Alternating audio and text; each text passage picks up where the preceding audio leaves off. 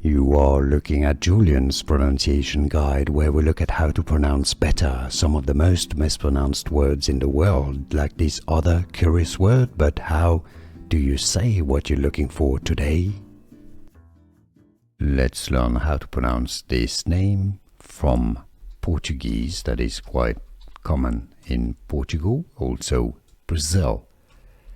How to pronounce it in English and in Portuguese. The Portuguese pronunciation is as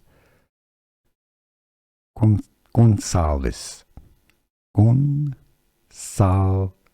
Now, Brazilian Portuguese is going to be quite similar, even though there's probably going to be some difference in the accent or how every syllable is pronounced. But in short, Gonçalves. So in English, you can easily say it as Gonçalves. Yeah, Gonçalves, and you're fine.